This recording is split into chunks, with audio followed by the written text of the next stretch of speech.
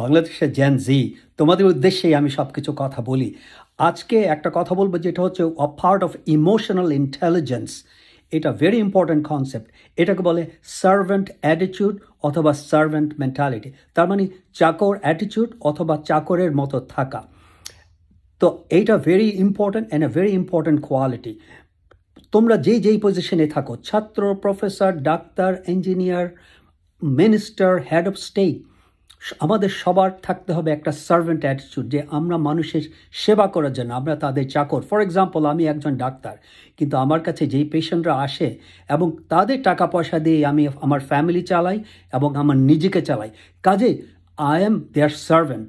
আমি ওদের সার্ভেন্ট। আমি ওদেরকে কিভাবে খুশি করতে পারবো, সেটাই হবে আমার জীবনের মূল উদ্দেশ্য। একইভাবে তোমরা প্রফেসর ইউনুসকে দেখো, গতকালকে উনি ছাত্রদের সাথে যেই কথাটা বলেছে, হোয়াট এ সার্ভেন্ট অ্যাটিটিউড।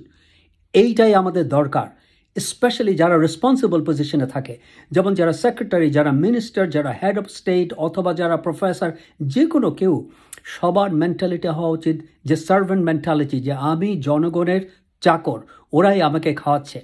আর কেউ যদি সেই চাকর মেন্টালিটি নিতে না চায়, তাহলে তাদের কোনো জবের দরকার নেই, তাহলে they don't need to work for us. তোমরা জেন জি সবাই এটাকে শেখাও এবং নিজেরাও সার্ভেন্ট মেন্টালিটি গড়ে তোলো নিজেদের মধ্যে। Thank you.